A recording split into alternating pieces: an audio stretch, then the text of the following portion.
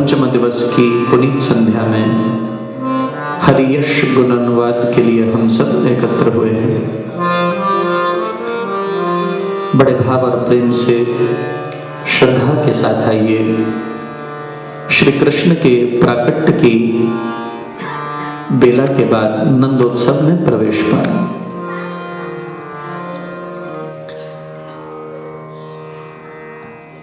मथुरा के कारागार में भगवान योगेश्वर यदुनंदन ब्रजनंदन सच्चिदानंद घन 16 कलह संपूर्ण ईश्वर का प्राकट्य हुआ। और जैसे ही भगवान प्रकट हुए मथुरा की कारागार में चहुओर प्रकाश हो गया। वह प्रकाश पुंज दैदीप्यमान तेज चतुर्भुज नारायण के रूप में प्रकट हुए। शंख चक्र गदा पद्मधारी लोचन अभिरामा तनु घन श्यामा निज आयुध भुज चारी भूषण बनमाला नयन विशाला शोभा सिंधु खरारी कह दुई कर जोरी स्तुति तोरी कही विधि करो अनंता माया गुण ज्ञान तीत अमाना वेद पुराण धनंता। यशोदा स्तुति करने लगी, देव की स्तुति कर रही हैं। भगवान कौन हो तुम? मैंने पुत्र मांगा था लेकिन तुम कौन प्रकट हो गए? और ये शंख चक्र गदा पद्म लेकर मैया ने कहा एक तो आया है और कौन सा रूप धर के आया। स्तब्ध हो गई है, निशब्द सी होती जा रही है। करुणा सुख सागर सब गुण आगर जहि गावही श्रुति संता सो मम हित लागी अति अनुरागी भयहु प्रकट श्री कंता। कौन है और ये शंख चक्र गदा पद्म लेकर क्यों आए? ठाकुर जी कहने लगे मैया पहले तो खुद ही डरती हो मामा जी से। मैं जानता हूं वो दुष्ट अभी आ जाएगा, इसीलिए शंख चक्र गदा पद्म लेकर प्रकट हुआ। और ये ठाकुर कौन है? तुलसीदास कहते हैं ब्रह्मांड निकाया निर्मित माया रोम रोम प्रतिवेद कहे मम पुर सोबासी यह उपहासी सुनत धीरमती थिर ना रहे। उपजा जब ज्ञान प्रभु मुस्काना चरित बहुत विधि कीन्ह चहे कही कथा सुहाई मातु बुझाई जहि प्रकार सुत प्रेम लहे। माता पुनि बोली सोमती डोली तजहु तात यह रूपा की जय शिशु लीला अति प्रिय शीला यह सुख परम अनुपा। कौन हो तुम? ठाकुर कहते तुम जानना चाहती हो मैं कौन हूं? मैं क्या हूं अब बतलाता हूं। मैं क्या हूं अब बतलाता हूं। मैं आपका बांसुरी वाला हूं। चंद्रवंश का पूर्ण चंद्र, चंद्रवंश का पूर्ण चंद्र और ब्रजमंडल का ग्वाला हूँ। जो आंखें बाट जोहती थी, जो आंखें बाट जोहती थी, मैं उन नैनों का तारा हूँ। हे कारागृह की तपस्विनी, मैं अष्टमलाल तुम्हारा हूँ। हे कारागृह की तपस्विनी, मैं अष्टमलाल तुम्हारा हूँ।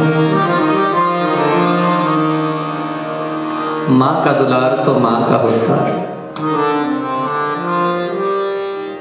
संपूर्ण कलाओं से युक्त ठाकुर प्रकट होकर मां से वार्ता कर रहे हैं, वसुदेव देवकी देख रहे हैं। लेकिन समर्थ में भी मां का वात्सल्य उसे समर्थ मानने के लिए प्रेरित नहीं करता। मां ने तक्षण उठाया, अपने अंक में ले लिया। माता पुनि बोली सो मति डोली, तजहु तात यह रूपा। तात का अर्थ क्या होता है? बाप को बोलते हैं तात। तुम पुत्र बनकर आए हो या पिता बन के आए हो? तजहु तात यह रूपा, की जय शिशु लीला, अति प्रिय सीला, यह सुख परम अनूठा। मुझे तो पुत्र चाहिए, पुत्र बन जाइए।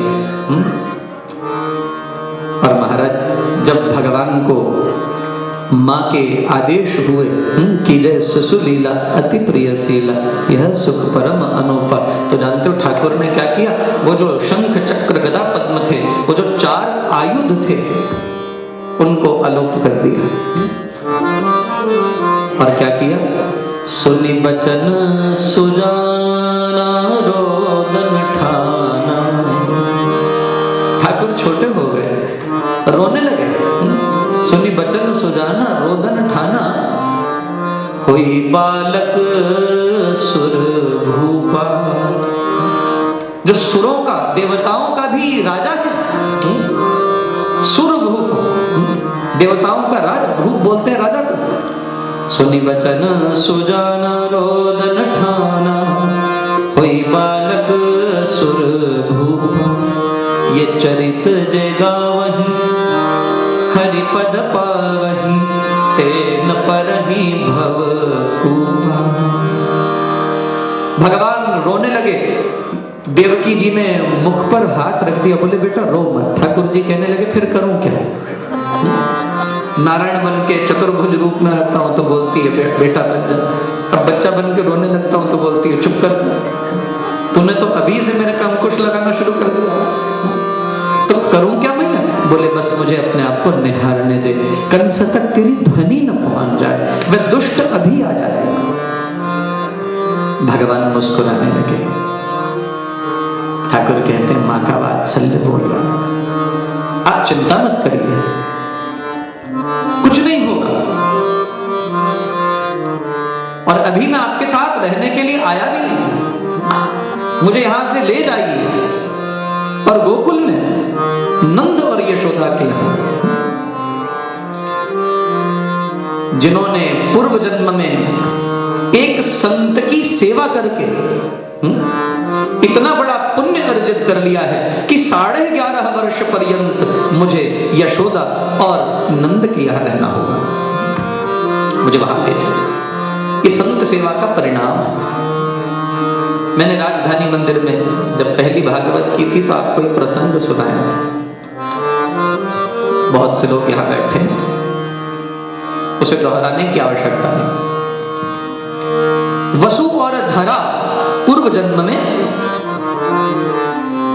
संतों की सेवा करते हैं, जो इस जन्म में नंद यशोदा बने। और ठाकुर ने उन्हें प्रण किया था संत के आशीर्वाद के फलस्वरूप कि मैं गोकुल में 11.5 मुट्ठी अनाज का दान किया, इसलिए 11.5 वर्ष पर्यंत भगवान श्री कृष्ण नंद और यशोदा की गोद में खेले, उनकी गोद में लीलाएं की। और जैसे ही पुण्य का फल समाप्त हुआ, ठाकुर ने वृंदावन त्याग दिया। इसलिए जितनी भी लीलाएं आप देखते हैं भगवान की, वो केवल और केवल 11.5 वर्ष की अवधि के अंतर्गत ही देखते हैं। 11.5 वर्ष के बाद भगवान कभी ब्रज में वापस नहीं लौटे। महाराज ठाकुर जी ने कहा मुझे ले जाइए नंद और यशोदा के यहाँ। अब महाराज समर्थ के वचन में भी संशय हो गया। वसुदेव जी कहने लगे जाएंगे कैसे, द्वार पर तो प्रहरी खड़े हैं, जेल बंद है और हाथ में पैर में बेड़ियां लगी हुई है। ठाकुर ने कहा आपको चिंता करने की कोई आवश्यकता नहीं, केवल मुझे सर पर उठाइए और ले चलिए, सब कुछ स्वतः हो जाएगा।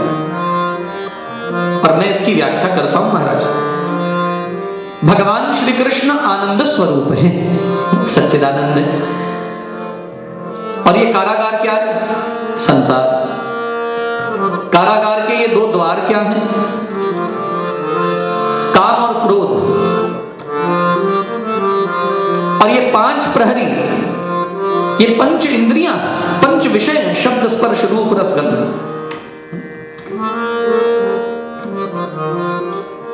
और याद रखिए जब जीव रूपी वसुदेव आनंद को सिर पे उठाता है तो फिर माया का बंधन खुल जाता है, काम क्रोध के द्वार खुल जाते हैं।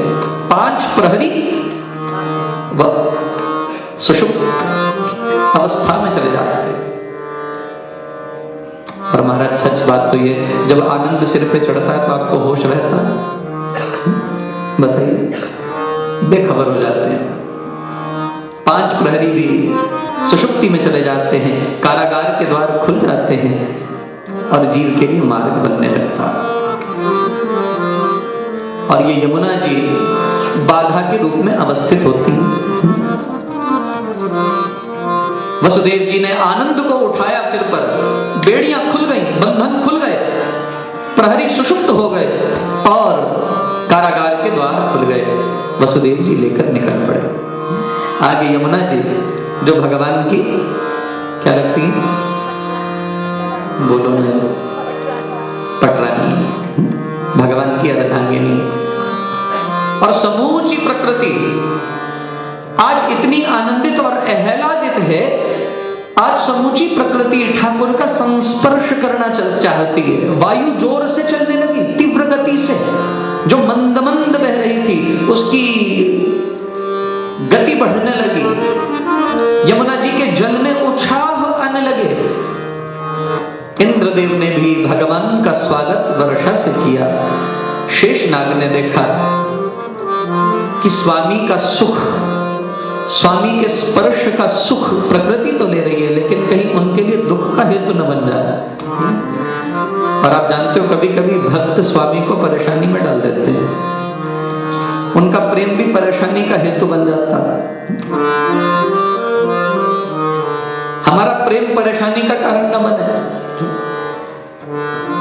इस बात का ध्यान रखना चाहिए। तो शेष को ये ध्यान आया मेरे ठाकुर को कष्ट हो रहा होगा, तो शेष ने आकर क्या किया? भगवान पर छाया की, छत्र किया। यमुना जी में उछालने लगे क्योंकि अर्धांगिनी है महाराज, अब भगवान को स्पर्शित करना चाहती हैं, छूना चाहती हैं। तो जानते हो वृंदावन के कई संतों ने इस पर बड़ी चुटकी ली। चुटकी क्या ली? बोले अब वसुदेव जी क्या लगे यमुना जी के? बोलो ना जी, ससुर। और बोले पहले ही दिन इसने ससुर की दाढ़ी पकड़ ली। और पति का काम क्या है? अपनी पत्नी से ससुर की दाढ़ी पकड़वा। क्या काम है पति का? अपने माता पिता का अपनी अर्धांगिनी से सम्मान करा। या पहले ही दिन मेल मिलाप हो रहा हो तो दाढ़ी तक हाथ पहुंचा। यमुना जी वसुदेव जी की दाढ़ी तक आ गई। और ठाकुर जी ने सोचा अच्छा नहीं हो रहा, मेरे पिता का अपमान मैं सहन नहीं कर सकता। इसलिए ठाकुर जी ने क्या किया, यमुना जी को शांत करने के लिए अपना चरण टोकरी से बाहर निकाला।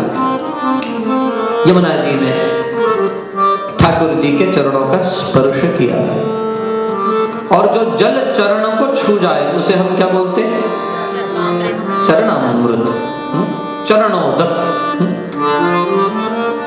और चरणोदक का पान करते हैं महाराज। इसलिए हमारे यहाँ कहावत बनी है, गंगा का स्नान, गंगा का स्नान, यमुना का पान और नर्मदा का दर्शन। समझ में आई? गंगा जी का स्नान, गंगा में नहाओगे तो पाप मिटते हैं। और जब से ठाकुर के चरणों को छुआ है यमुना ने, तब से क्या बन गई है?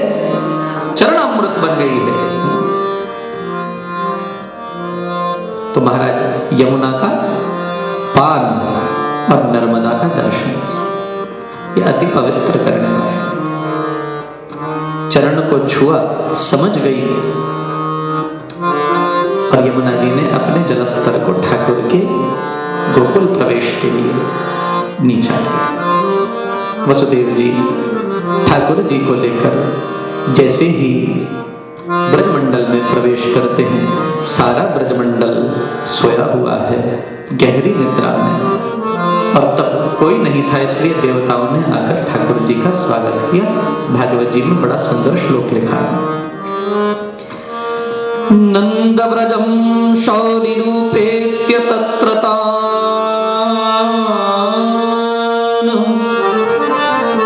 गोपान प्रसुप्तानुलभ्य निद्रया सुतं यशोदा शयने निधाय तत्सुदा मुपादाय पुनर्गृहांगा।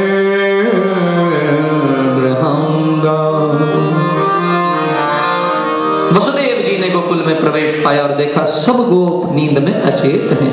अतः उन्होंने अपने पुत्र को लिया और यशोदा जी की शैया पर सुला दिया।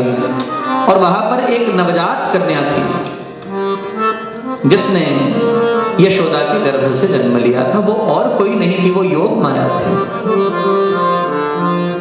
और वसुदेव जी ने योग माया को उठा लिया, योग माया को लेकर वापिस आए। अब देखिए आनंद सिर से उतर गया, और सिर पे कौन चढ़ गई है? माया चढ़ गई। और जब सिर पर माया चढ़ती है महाराज, फिर वो जो बंधन खुल गए थे वो फिर से तन जाते हैं, वो जो द्वार खुल गए थे वो फिर से बंद हो जाते हैं, वो जो प्रहरी मूर्छित हो गए थे, अचेत हो गए थे, सुषुप्ति अवस्था में आ गए थे, वो फिर से सजग हो जाते हैं। और माया खुद भी रोती है और जीव को भी रुलाती है। आनंद कभी नहीं रोता, ठाकुर रोए नहीं है पैदा होकर। इसलिए ठाकुर की शरण में रहोगे तो सदा आनंदित रहोगे, और माया की शरण में रहोगे तो क्या करोगे? आपकी मर्जी।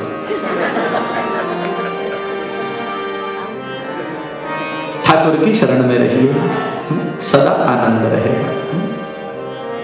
महाराज वसुदेव जी वापस आए, बेड़ियां चढ़ गई, द्वार बंद हो गए, प्रहरी जाग गए, और माया ने जोर जोर से रोना शुरू किया। जो प्रहरी थे वो दौड़े हुए गए कंस के पास, और कंस को जाकर कहते हैं महाराज आपका काल प्रकट हो गया। अर्धरात्रि के समय बौखलाया हुआ कंस पहले ही प्रतीक्षारत था।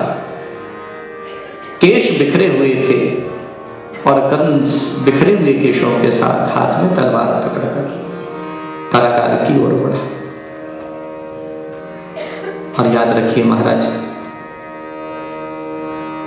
एक अध्यात्म का सूत्र कह दो, माया को मारा नहीं जा सकता, माया को वश में किया जा सकता, कंट्रोल किया जा सकता। और जो माया को मारने की चेष्टा करते हैं वो सबसे बड़े मूर्ख हैं। माया पर संयम तो लगा सकते हैं, माया पर अंकुश तो लगाया जा सकता है, उसे अपने वश में तो किया जा सकता, लेकिन उसे मारा नहीं जा सकता। और कंस एक बहुत बड़ी भूल करने जा रहा है, वह माया को मारने के लिए निकला। महाराज, जैसे ही कंस कारागार में आया, देवकी जी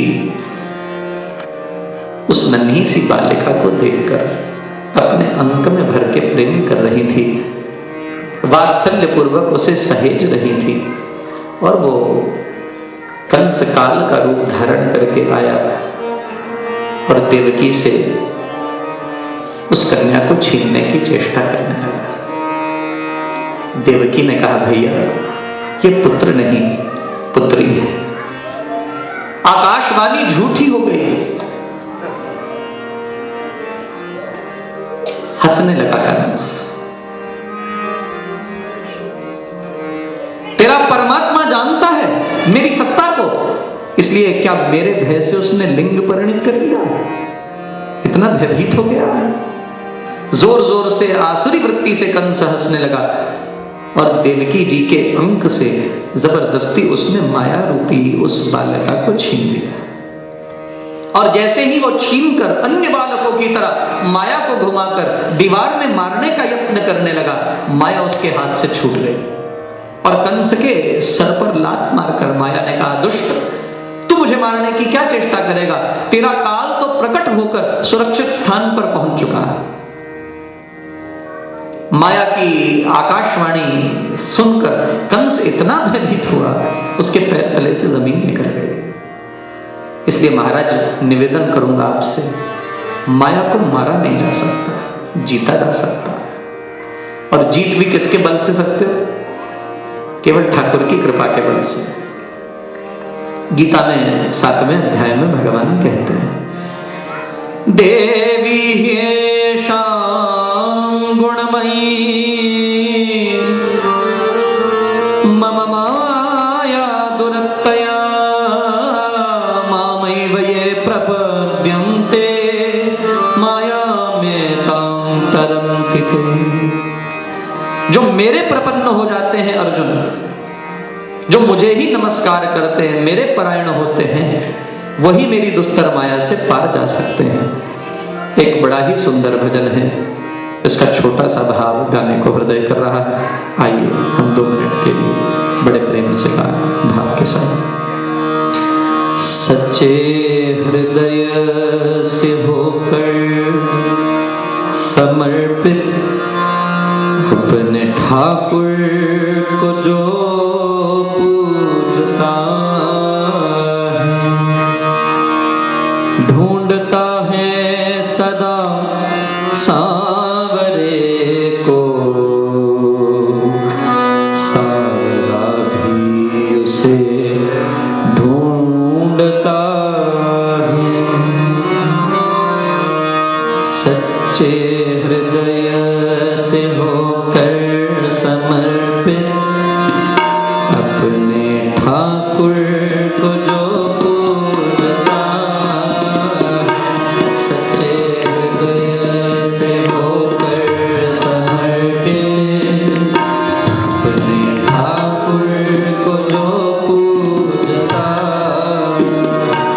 ढूंढता है सदा सांवरे को, सांवरा भी उसे ढूंढता है। सच्चे हृदय से होकर समर्पित अपने ठाकुर को जो पूजता,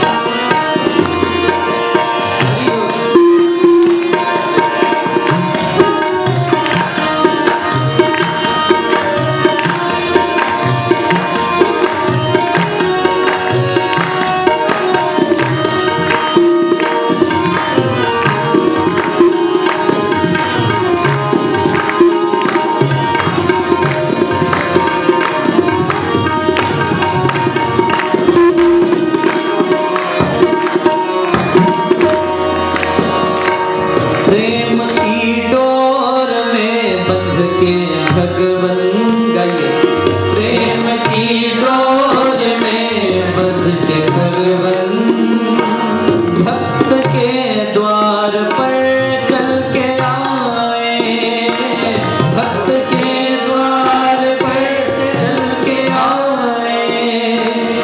रंग लाती है चाहत तभी जब, रंग लाती है चाहत तभी जब, आके गागर में सागर समाए।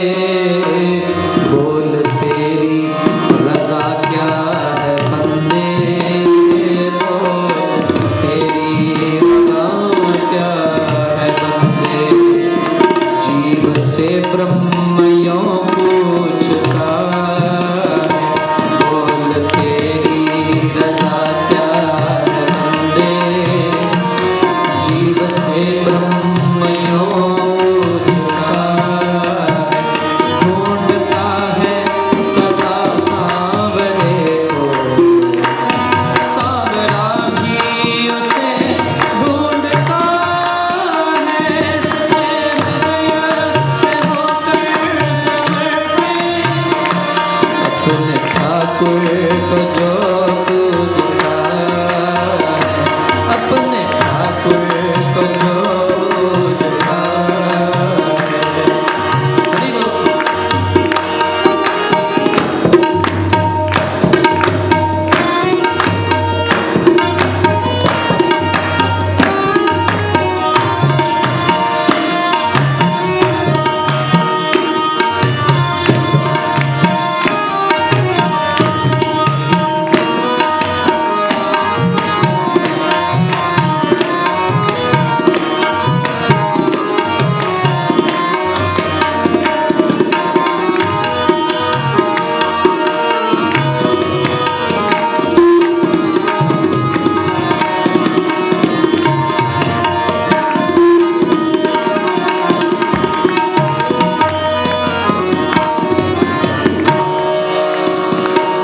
जिसकी नैया संभाले कन्हैया, जिसकी नैया संभाले कन्हैया, उसको कोई भी डर ना भड़का, उसको कोई भी डर ना भड़का। जिसकी नैया संभाले कन्हैया, उसको कोई भी डर ना भड़का। एक उसकी ही मंजिल सही है, एक उसकी ही मंजिल सही है, जो पथिक है प्रभु की डगर का। एक उसकी ही मंजिल सही है, जो पथिक है प्रभु की डगर का। गम की आंधी उसे क्या उड़ाए, गम की आंधी उसे क्या उड़ाए। जो प्रभु मौज में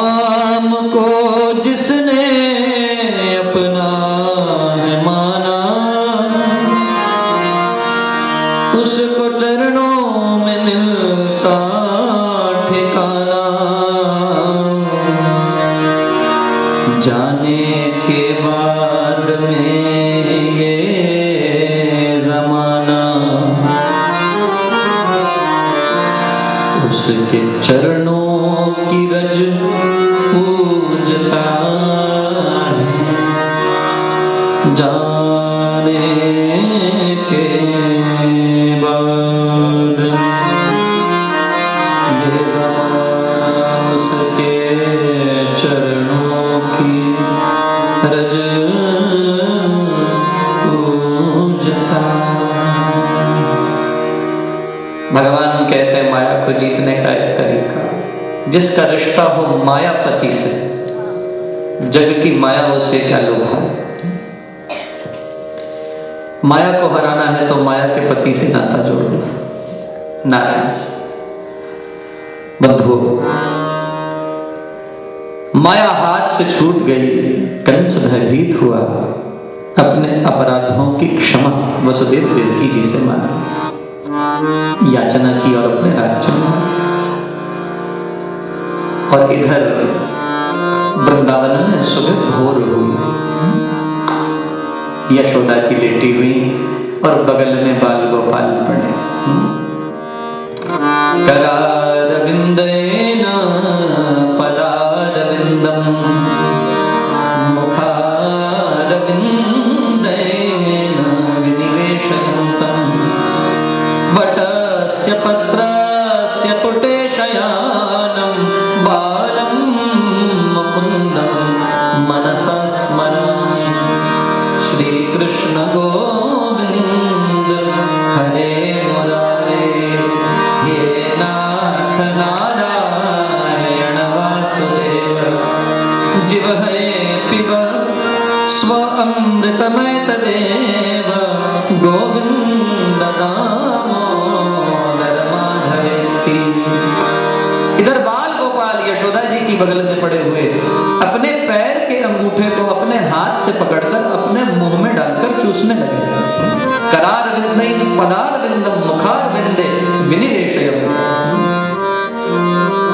ठाकुर जी ये अद्भुत लीला कर रहे थे और महाराज जिनकी आपस में कभी नहीं बनी। नंद और दूसरा रिश्ता क्या होता, ननद का। वो जो ननद थी, भाभी और ननद की कभी नहीं बनती। ये जो ननद थी सुनंदा जी, ये दौड़ी दौड़ी आई और आकर क्या देखा कि यशोदा जी की बगल में बाल गोपाल पड़ा। यशोदा जी को नहीं उठाया, दौड़ी दौड़ी भाई के पास गए और नंद जी गौशाला में गैया को हरा डाल रहे थे और जाकर जोर जोर से चिल्लाने लगी, अरे ओ नंद भैया कहाँ हो, अरे ओ नंद भैया कहाँ हो।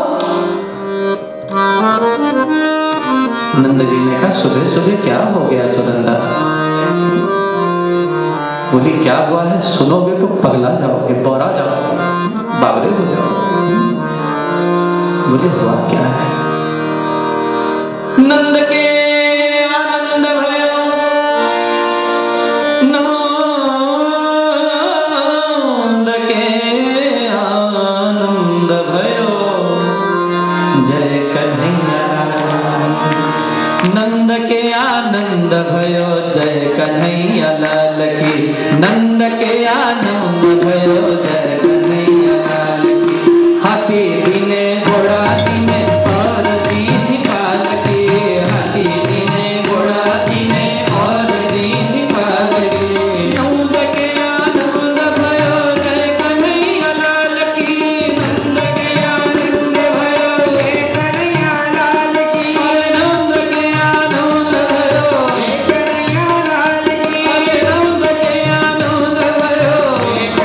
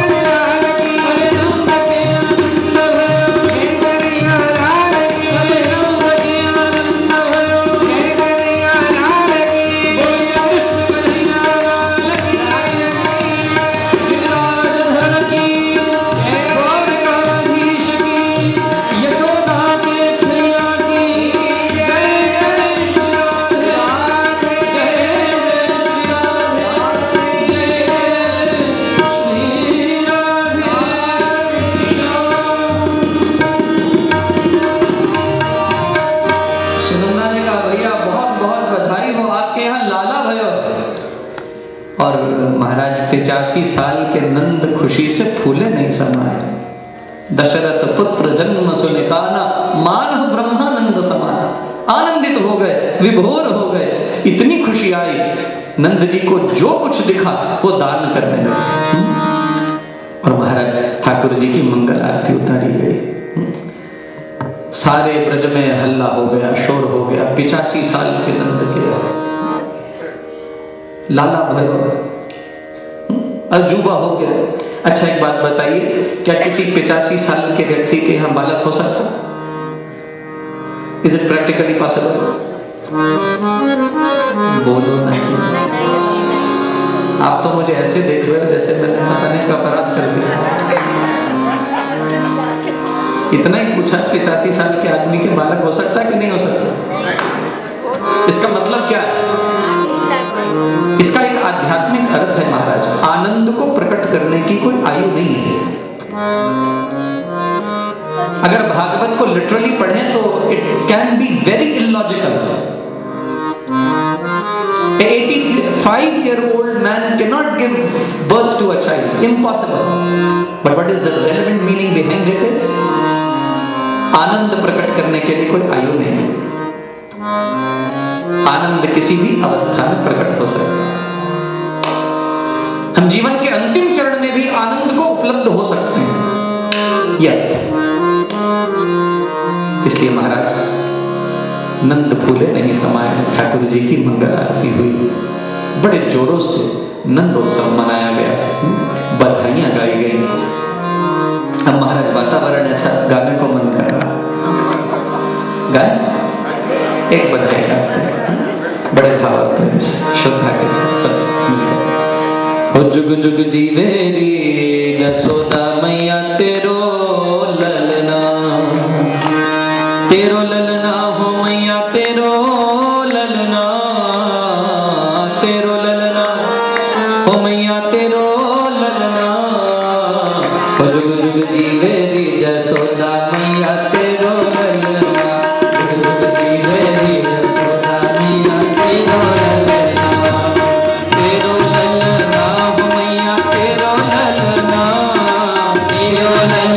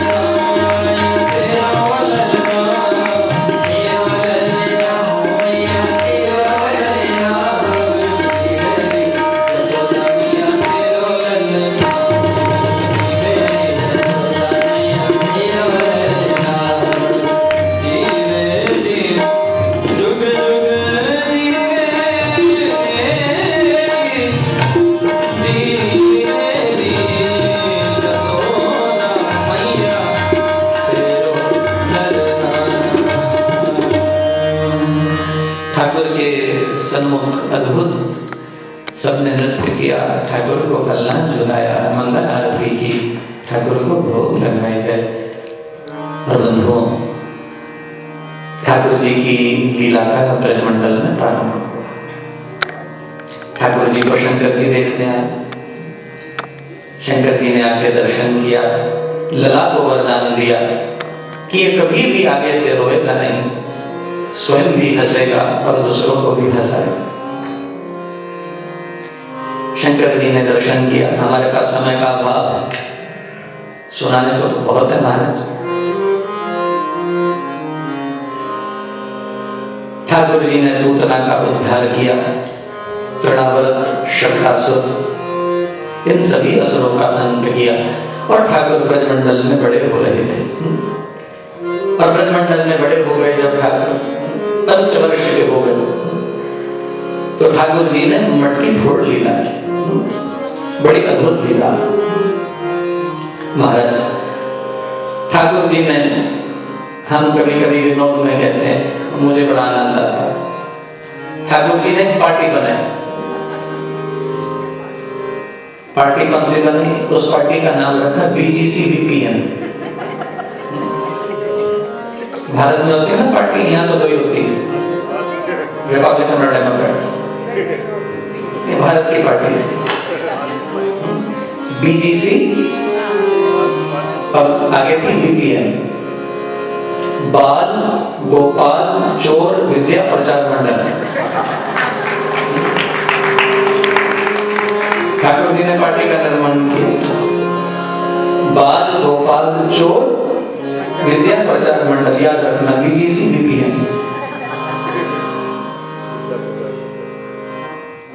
और उसका चिन्ह भी था मटकी, मक्खन से भरी हुई मटकी, छीके पे लटकी हुई। ठाकुर जी ने ये पार्टी बनाई और कहा charity begins at home. Party का उद्घाटन कहां से करना चाहिए? तो बोले घर से करना चाहिए। तो एक दिन ठाकुर जी आए और माँ यशोदा माखन बिलो रही थी, चौके पे दूध रखा हुआ था। मैंने आपसे हिंदू मंदिर में थोड़ा सा प्रकाश डाला था। और यशोदा जी की गोद में आकर ठाकुर बैठ गए। माँ यशोदा ने काम नहीं छोड़ा, दूध को मिलाना नहीं छोड़ा, और सामने चौके पे दूध भी रखा हुआ।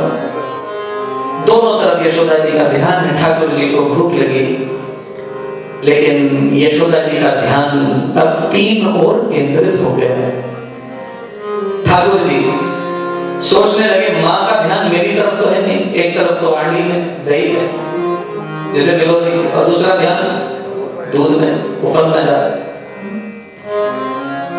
ठाकुर जी को क्रोध है, अब मुझे प्राप्त कर लिया, साधु को प्राप्त कर लिया, तो साधन की क्या आवश्यकता? और ठाकुर जी ने तब लीला की, दूध को देखा। महाराज ये बड़े लीलाधारी हैं। अर्जुन और कर्ण का युद्ध होने लगा तो भगवान ने सूर्य को क्या इशारा किया था? अस्त हो जाओ। जो सूर्य को अस्त कर सकते हैं वो अपनी कृपा दृष्टि से क्या नहीं कर सकते। ठाकुर जी ने दूध को देखा, और जैसे ही दूध को देखा दूध में उबाल आया, और जैसे ही दूध में उबाल आया यशोदा जी ने झट से ठाकुर को उतारा गोद और दौड़कर दूध को उतारने के लिए भागी। ठाकुर जी ने कहा कोई बात नहीं, तू जाके दूध बचा, तेरी ये 20 से दही की हांडियां भी बराबर करता हूं। यशोदा जी गई दूध उतारने के लिए, ठाकुर जी ने मथानी ली और जो मटकी थी उसपे दे मारी। और मटकी जैसे ही फोड़ी, महाराज वो पतला पतला दूध तो रह गया, वो गाढ़ा गाढ़ा दही जो ताजा ताजा नवनीत था वो वहीं स्थिर रह गया। और ठाकुर जी ने झट से खिड़की में खड़े सब ग्वाल वालों को इशारा किया, जल्दी से भीतर पार्टी का उद्घाटन करें। BGC VPN, बाल गोपाल चोर विद्या प्रचार मंडल। चोरी सिखाई ठाकुर जी, लेकिन अपने घर से शुरुआत की। महाराज सभी को ठाकुर भोग लगाने लगे, सभी को माखन खिलाने लगे। और जैसे ही खटका सुना मटकी फूटने का, दूध को संभाल रही यशोदा जी का ध्यान तो सारा उधर था, काम तो उधर लगे हुए थे। दौड़ी दौड़ी यशोदा जी आई, ठाकुर जी ने सब जगह भाग जाओ नहीं तो मथानी से पिटोगे। ठाकुर जी ने झट से सबको धक्का मार के खिड़की से बाहर निकाला, बड़ी मुश्किल से। यशोदा जी आई और आकर कहने लगी, ये क्या है ठाकुर? भैया मुझे क्या पता, हमारे 16 कला संपूर्ण है, राम जी से इनमें 2 कलाएं ज्यादा है। कौन सी? एक चोरी और दूसरा झूठ। राम जी से 2 ही कला ज्यादा है, बस राम जी में 2 कला नहीं है, वो चोरी नहीं करते और झूठ नहीं बोलते। ठाकुर जी ने मैया को बड़े भोले सरल हृदय से, बड़ा भोला भाला सा चेहरा बनाकर कहने लगे, भैया मुझे क्या पता। बोले यहाँ और कौन था, किसने फोड़ी? बोले भैया सच कहूं, तूने फोड़ी।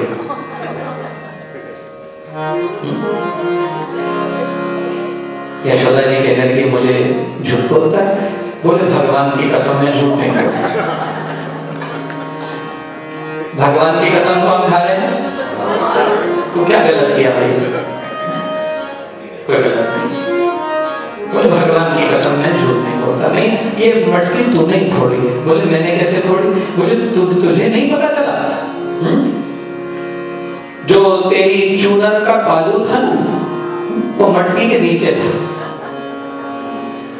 और जब तू दूध को लेने के लिए भगी तो तेरी चूनर के साथ वो मटकी 20 सेकंड दही की हांडी खिसकी।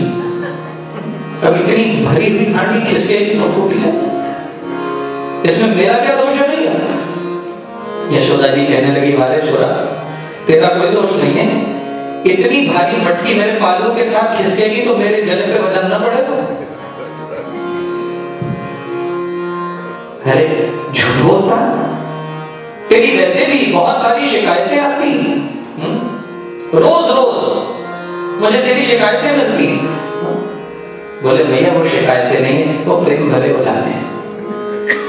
ये गोपियां निरंतर मेरी प्रतीक्षा में रहती है, न जाऊं उस दिन खिन्न हो जाती है भैया, मैं तो उन्हें आनंदित करने के लिए जाता हूं। अरे भैया, मैया को बड़ा क्रोध है। मैया ने कहा तू झूठ बोलता है, आज मैं तुझे वृक्ष से बांध दूंगी, उखल से बांधूंगी, और आज तुझे कोई भोजन नहीं मिलेगा। याद रखना, ठाकुर जी को मैया ने उखल से बांधा, और ठाकुर ने यहाँ भी एक लीला करनी थी।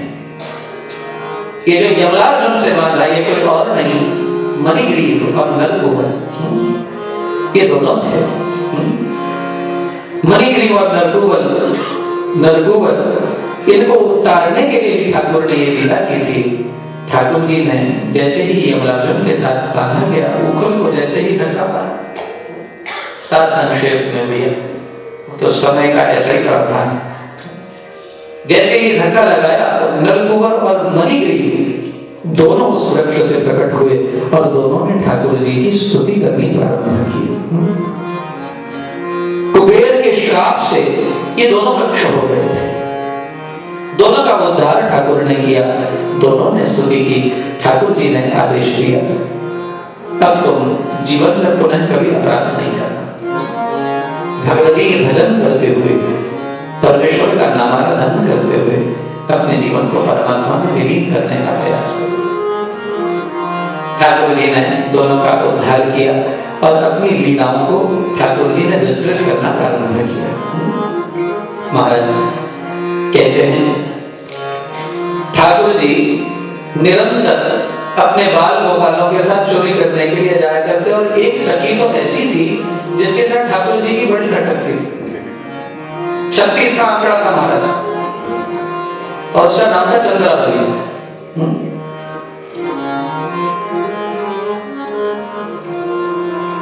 बड़ी भारी योजना बनानी पड़ती थी चंद्रावली के यहाँ जाने की, और ठाकुर जी चंद्रावली के यहाँ तो अवश्य में जाकर माखन की चोरी किया करते।